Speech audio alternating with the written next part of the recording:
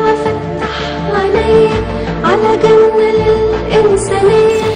بداية ظهور الريموت هي في بداية فترة ظهورنا احنا في الكوكب، وعلشان كده كان بيبقى الجهاز الغريب دوت هو حكر على الكبار وبس، ومحدش منا مسموح له انه يستخدمه.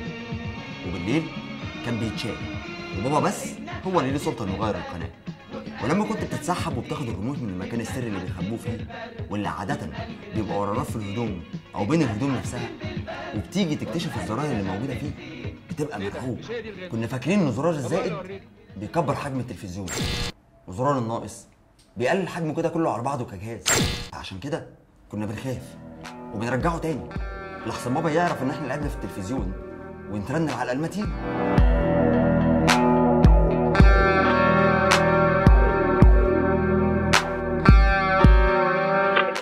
اشهر خناقه كانت بتحصل على التلفزيون لما تبقى انت عايز قناه واخوك او اختك عايز قناه تانية خالص. كان الحل ايه؟ التلفزيون بيتقفل. المشكله الاكبر ان الموضوع ما كانش بيقف عند كده، لا، لازم تفضل قاعد متسمر قدام التلفزيون المطفي، عشان لو قمت رحت تعمل اي حاجه ممكن اخوك او اختك يشغلها عشان خاطر انت قمت.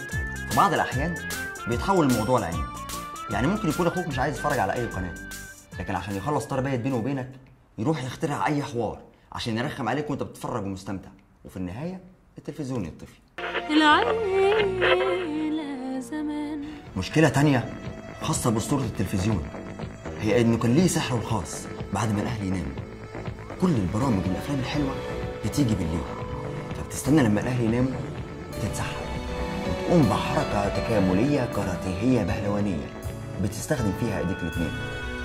بتبقى ايد على زرار التشغيل والايد التانية على الزرار اللي بيوطي الصوت، وبيشتغلوا مع بعض زي البنزين والدبرياج.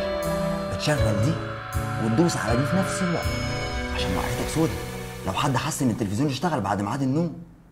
وطبعا بتتفقس تاني يوم انك شغلته، لان بابا لما بيصحى يشغله بيلاقي الصوت متقطع على الاخر، فبيفهم ان كان في حد بيشتغل امبارح بالليل، وبتتهرش الليله وبتترنل على القلمتين.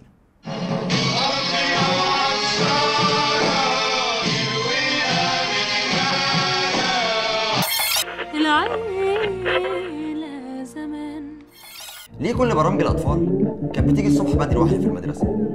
وليه مع ان في ناس كتير سالت السؤال دوت مفيش اي حد من المسؤولين فكر انه يتحرك وينهي المهزله دي؟